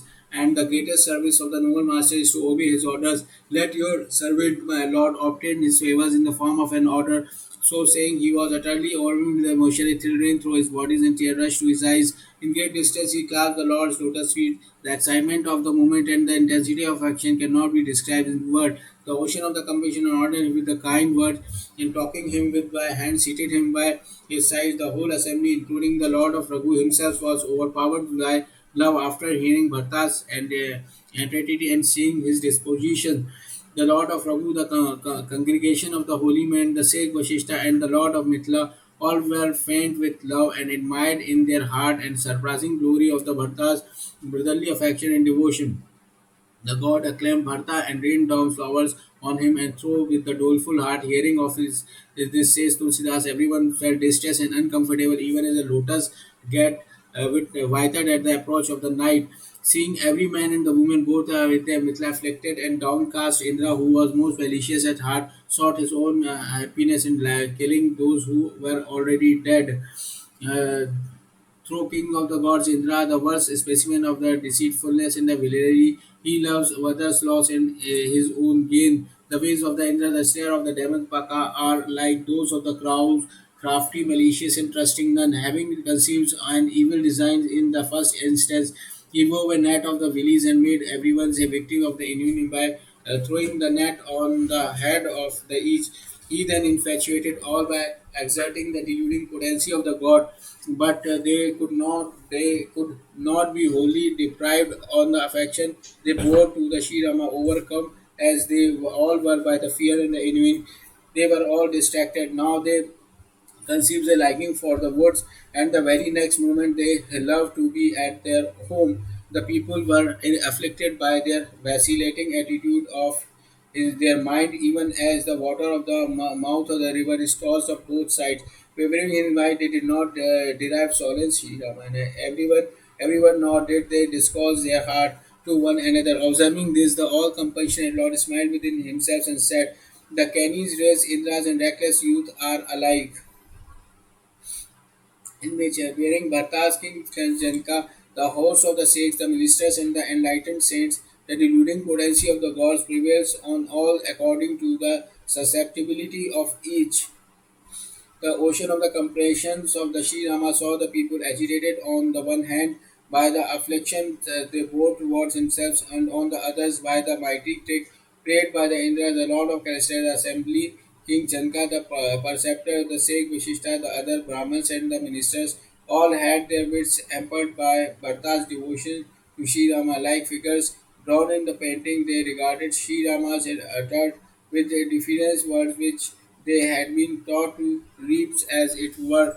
Narta's affection, courtesy, modesty, and nobility are delightful to hear but difficult to describe. Seeing a minute practice of this devotion, the host of the Sikhs and the kings of Mithila were absorbed in love. How then can I Tulsidas speaks of his glory? It is his devotion and the noble sentiments that have inspired sometime thought in the poet's minds. When it came to know of the own poverty and the magnitude of the Bharta's glory, it shrank into itself out of the aspects of the barriers imposed by the race of the Bharts. Though greatly and arms of the virtue, it is unable to describe them. The poet wit finds itself as helpless as an infant speech. Bharta's untarnished glory is like the moon without the spot, while the poet's brilliant wit is like the young of the chakora birds that remains gazing with unwinking eyes when it sees the moon rising in the heavens of the viewless devotee's heart. Bharta's noble sentiments cannot be easily grasped even by the Vedas. Pardon, therefore, O poet, the frivolity of my poor wits by discussing Bharta's genuine love. Who will not get devoted to the feet of the Sita and the Sri Rama? Is there anyone so vile as the man who is not easily inspired with love for Sri Rama by the very thought of the Bhartas, seeing the plight of all and knowing that what was in the mind of a devotee Bharta, and after fully considering the place, time, occasion, and the gathering, the all merciful and the all knowing Sri Rama, the Lord of Prabhu, who was champions of the virtue, self possessed and prudent, and an ocean of the truth, love, amiability, and joy, nay, who respected the law of the property and was faithful in his love, spoke words which formed the very sense, as it were, the eloquency, and which were salutary in consequence and sweet as nectar to hear. Dear Bharta, you are the upholder of the rightness, where was is the secular law as well as the Vedas and adapted law. Pure in thought, words, and deed, you are only compared, dear brother, in this assembly of the elders and such adverse circumstances. How can I recount the virtue of younger brother? You are the conversant, dear brothers, with the traditions of the solar race and know how truthful and how fond of fame our father was. You are also alive to the gravity of the occasion, the circumstances in which we are placed, and the consideration we should have to be feeling of our elders, and the further knows the minds of our friends, foes, and the neutrals. You are also aware of the everyone's duty as well as what is the best for you and me, and what we should do. I have entirely confidence in you, yet I say something appropriate to the occasion. In the absence of our fathers, dear brothers, all our interests have been conserved by the goodwill of our preceptors' family. Otherwise, our subjects, our kinsmen, our own people, and ourselves all would have been undone. It is the Son of the Lord of the days said before time, tell me who is in this world will not be subjected to the hardship. A similar calamity was visited upon by the providence, but the same Vashishta and the Lord of Mithila saved everything. Not only the affairs of the state, but our honor and the fair name, our virtues, lands, riches, and houses. Everything will be protected by our Guru's glory as well, and all will be well in the end at home as well as in the woods. Our preceptor's goodwill alone will protect both you and me as well as those about us. Obedience to our one's fathers and the mother preceptor and master is the prop of our virtues, even as the Shesha, the Lord of Serpents, supports the globe on his hands. Therefore, obey their commands yourself and help me do the same and be the service. Savior of the solar race, dear brother, this is the one discipline that bestow all success upon the striver, and like the triple stream of the Ganga, Yamuna, and Saraswati at Prayaga combines fame, salvation, and prosperity. Considering this, and even through enduring great hardship, make your subjects and your own people happy. May woe has been shared by all, but your lot will be the hardest for the whole terms of my exile. I know you to be the tender-hearted, yet I am speaking pungent words to you. But the time are so outjoined that this will not be unjustifiable on my part. In hard time, good brothers alone stand, or one in good stand. It is by one's arms alone that one parries the strokes even of a thunderbolt. Servants should be like hands, feet, and eyes, while a master should be like a mouth, hearing of his idle way of the love between master and his servants. God, poets, and their tributes offer their tributes to the same. Hearing the speech of Shri Rama, the chief of Raghu, which was imbued as it were with the nectar churned out the ocean of love, the whole assembly was lost in a trance of the affection. Even Goddess Sharda was struck dumb at their sight. Bharata derived supreme consolations now that his master was propitious to him. Woe and the evil turns away from him. He now wore a cheerful countenance, and the heaviness of his heart was gone. It seemed as if a dumb man had been favored by the goddess of a speech. He then made loving obeisance and spoke with their lotus palms joined together, my lord. I have derived the joy of having accompanied you and have also obtained the reward of being born into the worlds. Now, my gracious lord, whatever be your command, I will go to it and carry it out with the reverence. Pray vouchsafe to me, good sir, some tangible support by serving which I may be enabled to reach the end of the term of your exile. In obedience of our preceptor commands, my lord, I have bought for your coronation water from all holy places. What are your orders respecting the same? I have one great longing at heart, but due to the fears and the diffidence, I am unable to mention it. Tell me, dear brother, what is thus receiving the Lord's permission? Bharata replied, the word sweetened by the love. With your permission, I would go and see Chitrakuta Shri Rama. The sacred spot, holy places and the woods, birds and the bees, lakes and the streams, springs and the hills, and the particularly the land adorned with my Lord's footprint. Certainly do as the says Atri bids to you. Dear brothers, and wander without fear through the woods. It is the sage blessings, brothers, which make the forest so auspicious, holy, and the exquisite beauty, despite the water from the holy place, wherever the chief of the six Atri directs you. On hearing the reply of his lords, Bharata rejoiced and cheerfully went and bowed his head to the lotus feet of the Sikh Atri. The selfish gods, when they heard this conversation between the Bharta and Sri Rama, which was the source of all facilities, applauded the race of the Raghus and rained down flowers from the trees of the paradise.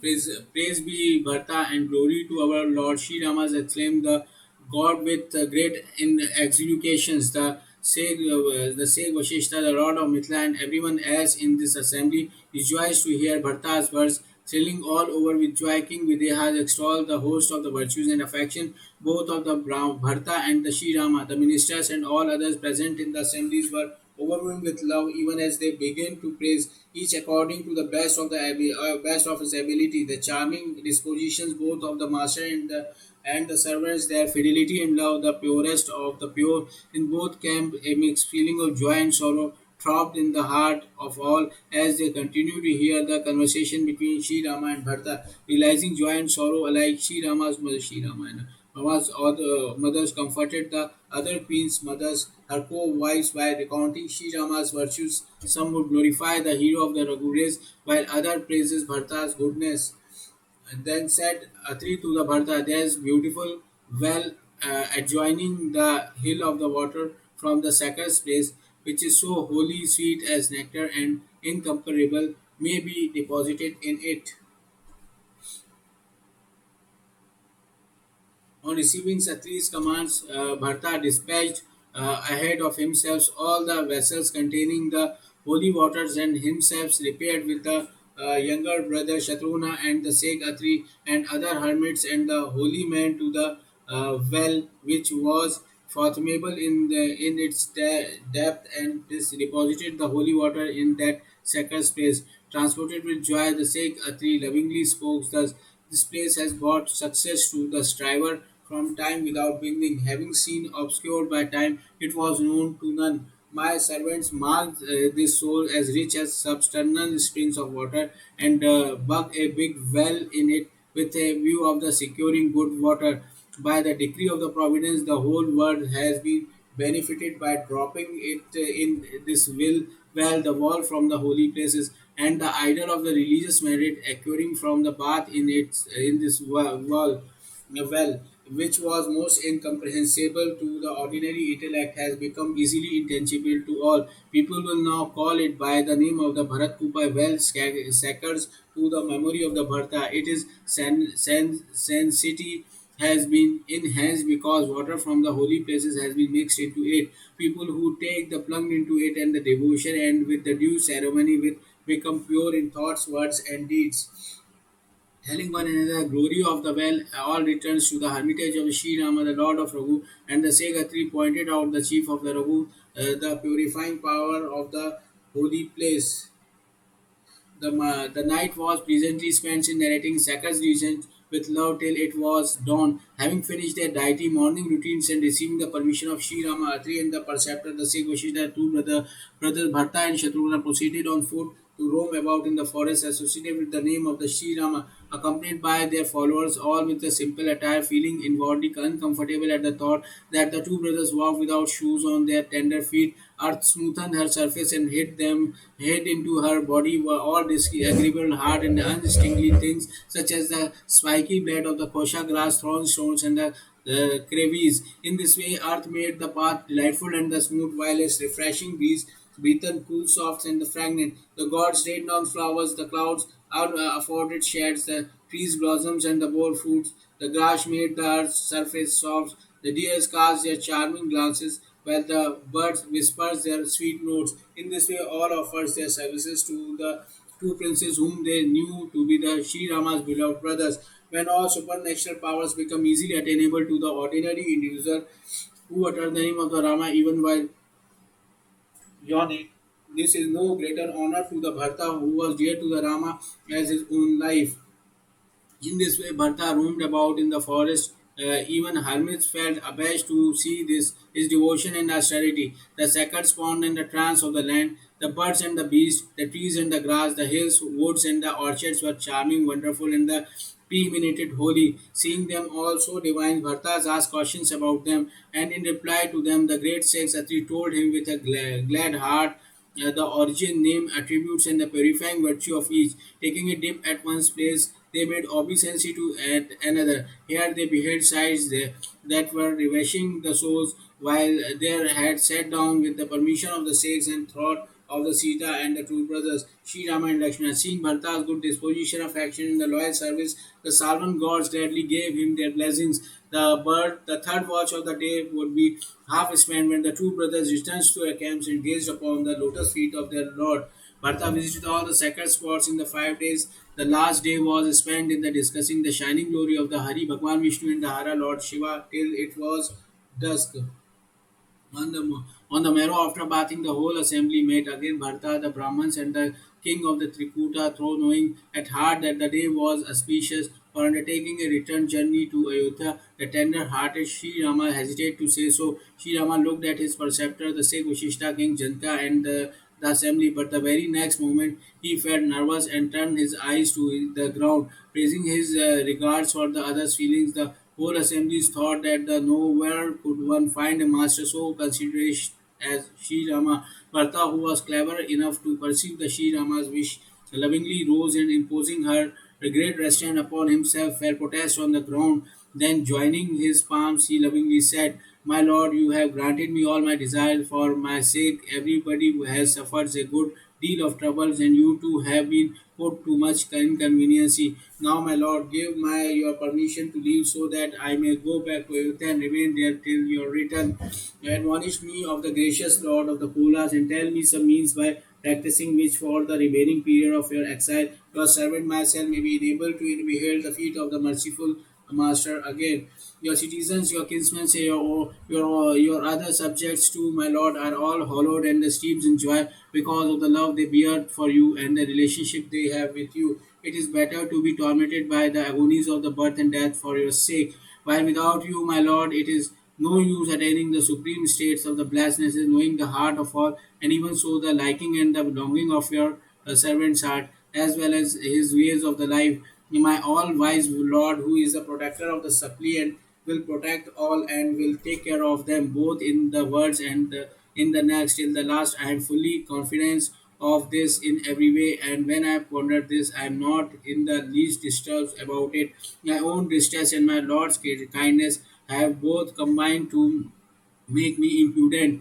Correcting this great fault of mine, my master instructs his servants to hear without reserves. Everyone who heard Bharta's prayers applauded it and said, this supplication of Bharta like you is child with sift milk from the water. You citizens, your kinsmen, or your other subjects too, my lord, are hallowed and steeped in joy because of the love they bear for you and the relationship they have with you. It is better to tormented by agonies of the birth and death for your sake, while without you, O my Lord, it is no use attaining the supreme state blessedness, knowing the heart of all, and even so the liking and longing of your servant's heart, as well as his way of the life. May all wise Lord, who is the protector of the suppliant, will protect all and will take care of them, both in this world and the next, till the last. I am fully confident of this in every way, and when I ponder this, I am not in the least disturbed about it. My own distress and my Lord kindness have been combined to make me impudent. Correcting this great fault of mine, my Shira. My master instruct the servants of your impudent. Correcting the great fault of mine, my master instruct the servants of your without reserves. Everyone who heard Bharta's prayers applauded and said, this supplications of the Bharta is like Kajin, the sift milk from the water. The all-wise Sri Rama, the friender of the afflicted, when he heard the meek and the clueless speech of his brother Bharta, replied in term appropriate to the place, time, and occasion. Whether it is our preceptors, the sage Vashishta and the king Janka, who take it through for you and me as well as for our people, whether we be at home or in the forest, so long as your preceptor, the sage Vishwamitra and the Lord of Mithila are our guardian, neither you nor I can even dream of the trouble. For us two brothers, you are well as myself the highest achievement of our human life. Nay, our material gain, our glory, our virtue, and our highest spiritual gain consist in this that the both of us should obey our father's commands. It is the vindicating the king's our father's reputation by implementing his words, that our good lies both in the eyes of the words and in the estimation of the Vedas. Those who follow the advice of their preceptor, father, mother, and the master never stumbles even if they tread in a wrong path, wandering thus and the putting away all anxiety, go and rule over Ayodhya till the appointed period. The responsibility for the protection of our land, treasury, kinsmen, and our own people rest on the dust of our preceptor feet. As for yourself, you should protect to the earth your subjects and your capital in accordance with the advice of your preceptor, the sage Vashishta, mother, and the minister Sumantra.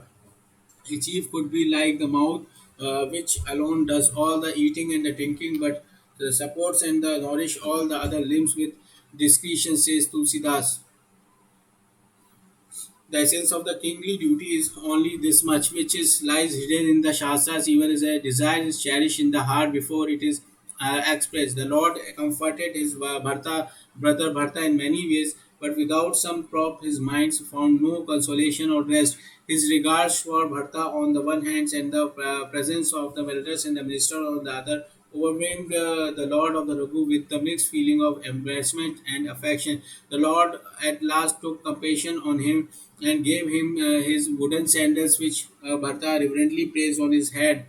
And the senders of all merciful Lord were like two watchmen entrusted with the duty of the guardian of the people's life, or they might be compared for to a pair of the casket of the ancient nine, the jewel of Bharta's love, or the two syllables constitutes the words Rama intended to the spiritual practices on the human soul, or they might be likened to a pair of the doors to guard the race of Raghu, or a pair of the hands of assist the performance of the good deed, or again to be the pair of eyes to show the noble path of the service.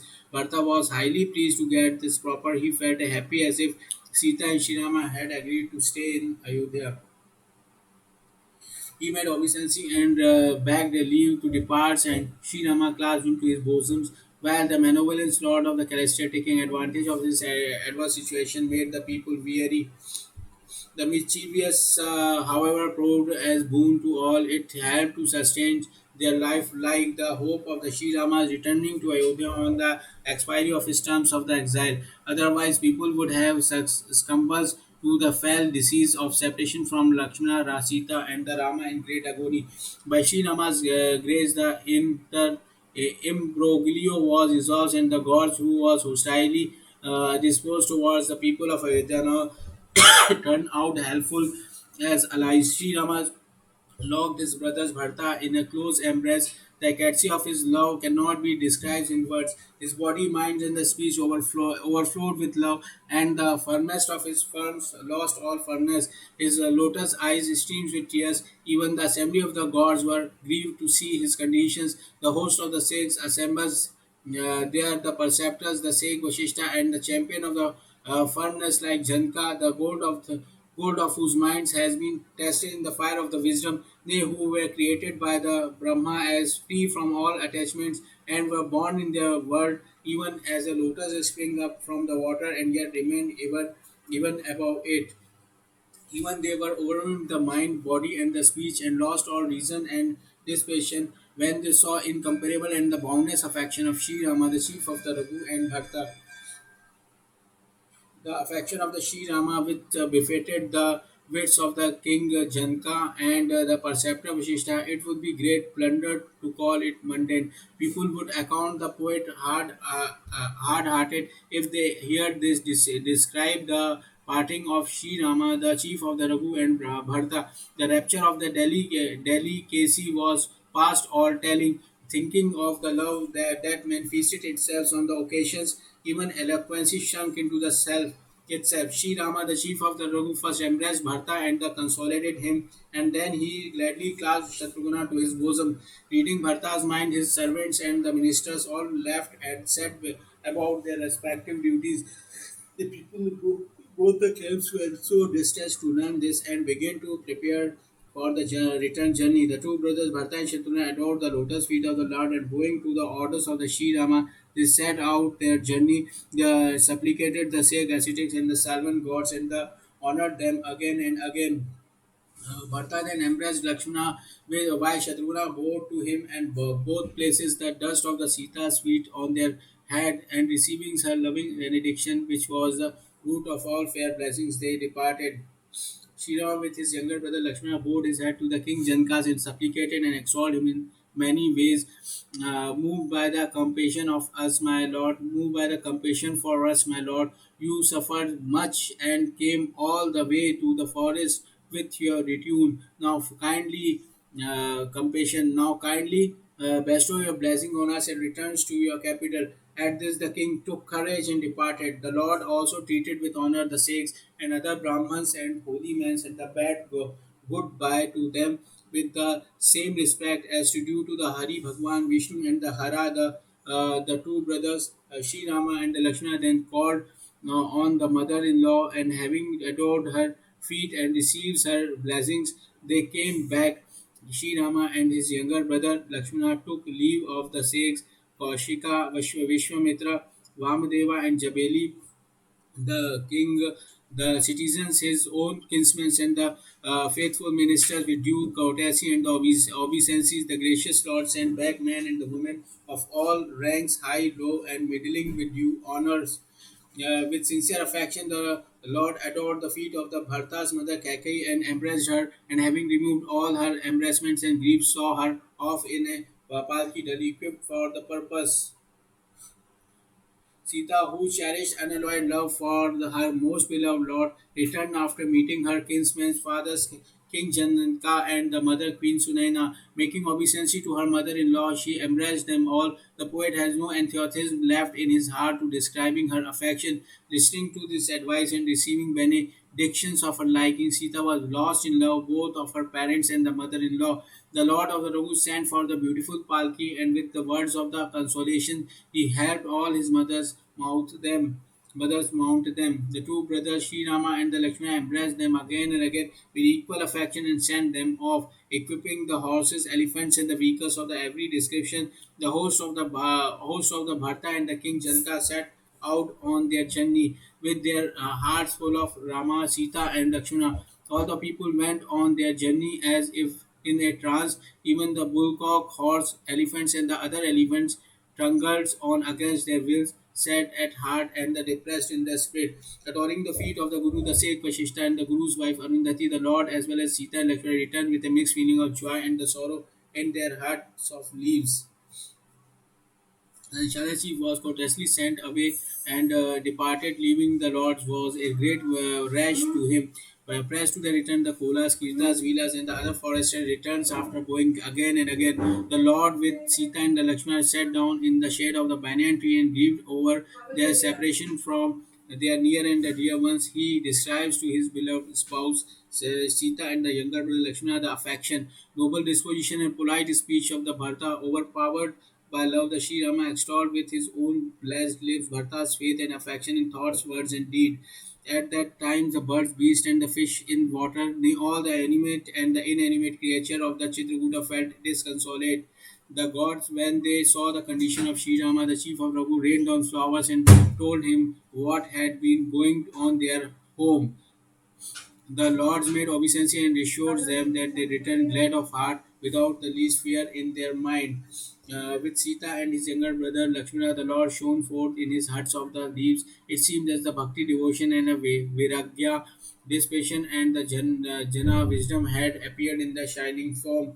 The Sikhs and the other Brahmins, the Gurus, the Sikh, Vashishta, Bharta, and the King Janka, the whole host was mentally disturbed on account of their parting with Sri Rama's revolving in this minds the numerous virtues of the Lord. All wended their ways in the silence, crossing the Yamuna. Everyone reached the other bank. The day passed without any food. The next halt was made on the other bank of the Ganga, the Shagwanpura, where Sri Rama's friend Koha made all arrangements for their comforts. Faring over the Sati Sai, they bathed in the Gomti and reached Ayodhya on the fourth day. King Janka stayed in the capital for 4 days, looked after the state administration as well as all the state's property, and entrusting the reins of the government to the ministers, the Guru, the Sheikh, Vashishta, and Bharta. He left for the Trikuta, the capital, after making all necessary preparation.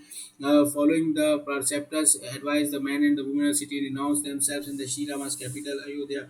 All the people practiced religious austerity and fasted in order to be able to see Rama again, discarding all personal adornments and the sensuous pleasure. They kept their lives in the hope of expiry of excitement.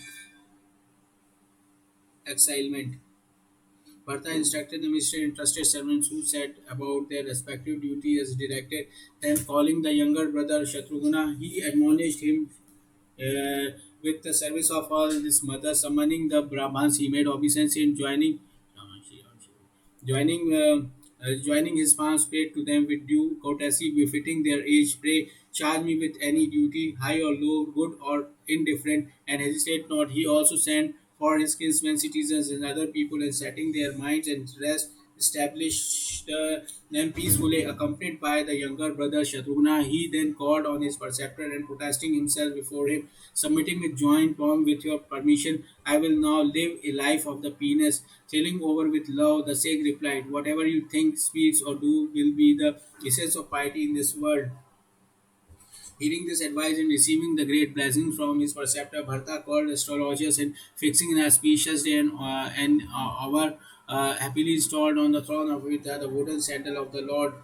Bowing his head to the feet of the Sri Rama's mother Kaushalya and his preceptor, the Sikh Vashishta, receiving the permission of Lord Sanders, Bharta, a staunch upholder of the rightness, erected a hut of leaves at Nandigram and took up his abode there. Wearing a tuft of the matted lock on his head and clad in the hermit's robes, he dug the earth low and spread thrown a litter of pasha grass in food, dress, utensils, sacred observances, and austerities. He devotedly practices the rigid vow of the hermits and profusely discarded in thoughts was indeed all adornments of the body, wearing appeal and the many pleasures of the sense. The sovereignty of the Ayodhya was the envy even of the Indra, the lord of the Celestial. While the very reports of the riches possessed by the Dashata put the shame even Kubera, the god of the riches, yet in the cities Bhartas dwell in that indifference as a bee in the garden of the Champaka flowers, the blessed soul who are devoted to Shri Ram and renounced like vomit in the splendor of the Lakshmi, the wealth and enjoyment of the world. Shri Rama Nama. As the Bharta, he was the beloved of the Shri Rama and they did not own his greatness to his achievement. The Chatka bird is praised for the constancy and the swan on its power of discrimination. His body grew thinner day by day, his fat was reduced, yet his strength of the body and the charm of his face remained the same. The flame of his love for Sri Ramas was ever bright and strong. His partiality of the virtue steadily grew, and his mind was not all set. Even as with the advent of Admal, the water of the lake and the rivers etc. decreased, but the rather plant thrive and the lotus blossoms. Control of mind and sense, self-restraint, religious observance, and the fasting shone like so many stars in the cloudless sky of the Bharta's heart. His faith stood as the polar stars. The prospects of the Sri Rama's returns on the expiry of his terms of exile represented the full moon night.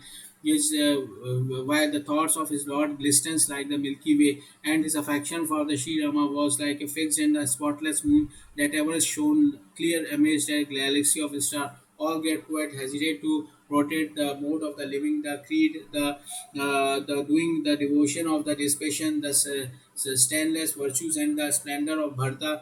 They befed the wits of the even Shesha, the thousand-headed lord of the serpent, Ganesha, the god of wisdom, and the Saraswati, the goddess of his speech. He daily worshipped the Lord Sanders with the heart of overflowing with affection and constantly referred to them in the disposal of the many affairs of the state. His body thrilling all over with emotion and heart full of Sita and the Sri Rama. His tongue repeated the Sri Rama's name and tears flowed from his eyes. Lakshmana, Sri Ramas and the Sita dwelt in the forest while Bharata mortified his feet through austerity, penance, even through living at home. After considering both sides, everyone said the Bharata was praiseworthy in every way. Holy men felt abashed to hear this religious vows and the observance the sight of her condition put the greatest of the saints to the shame. The most sanctifying story of Bharata doing is delightful and charming and fountain of joy and blessing. It derives away the terrible sins and affliction of the Kali age. It is a veritable sun to disperse the night of the great delusions which has thrown us into the worlds and is Elohim, the king of the beast, for crushing the heart of the elephant in the shape of the sins and always all kinds of suffering. It delights the devotees, relieves the burden of the transmigration, and is the essence of the moons of the devotion of the devotion to Sri Rama.